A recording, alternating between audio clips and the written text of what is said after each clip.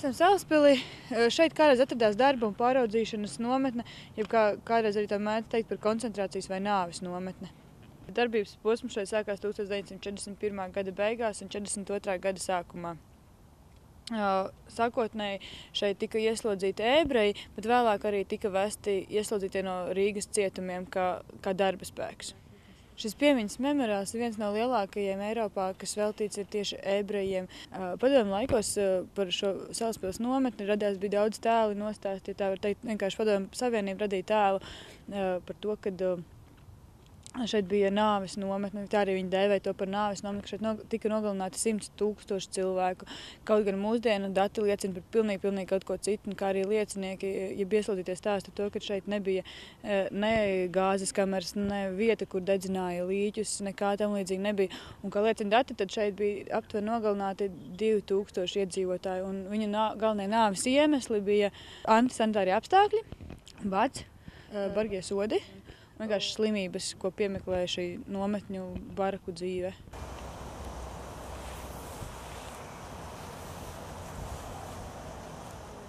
Kā savās atmiņās stāsta un raksta nometnē piedzīvojušie, kad viņu šejieni daudzi tika vesti lopu vagonos ar vilcienu.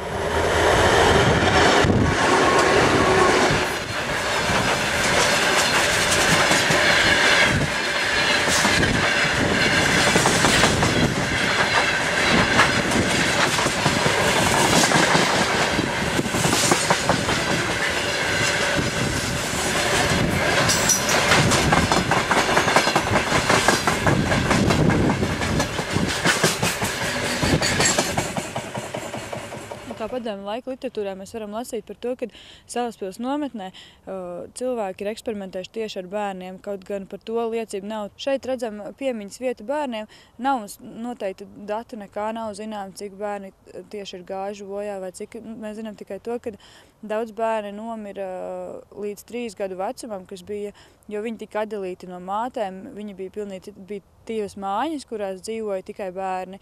Un līdz ar to tas bērnu kopums radītas slimības bija un, var teikt, arī bēdas, jo īsti tas bērns nespēja izdzīvot bez tās mātes, un tāpēc bija ļoti liela tā bērnu mirstība tieši šajā nometnē, kas bija Salaspilī.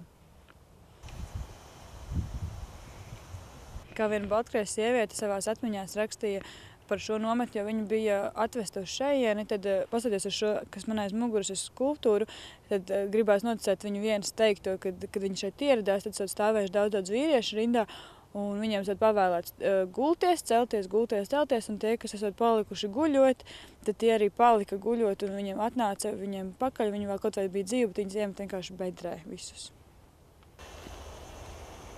Šorīt mēs stāvam pie vietas, ja piemiņas vietas, kur kādreiz atradās karātavas.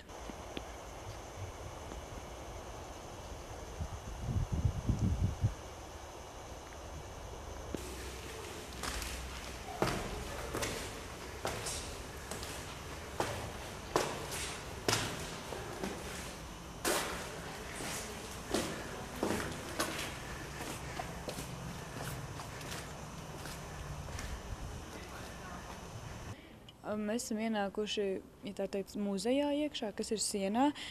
Vienā pusē ir dzīvība un otrā ir nāve. Tā arī viņa sauc dzīvības un nāves siena. Ja mēs palūkojamies, kas man aiz muguras ir, tad tur ir ceļš, kas iet ap visu šo lauku. Viņš saucās ciešanu ceļš. Šim ciešanu ceļam pa vidu ir skulptūras, kas kaut ko simbolizē. Viena no tām ir māte, ciešanas, nepanesamā, solidaritāte un zvērests. Bet apkārt šim ceļam tās piemiņas vietiņas, kur arī bija tās bērnu mantiņas, tā ir vieta, kur kādreiz atradās bērnu barakas. Kā arī karātavas, kur tika nepamatoti daudzi cilvēki nogalināti, un pārējās baraku vienkārši vietas, piemiņas vietiņas uztaisītas, kur bija barakas.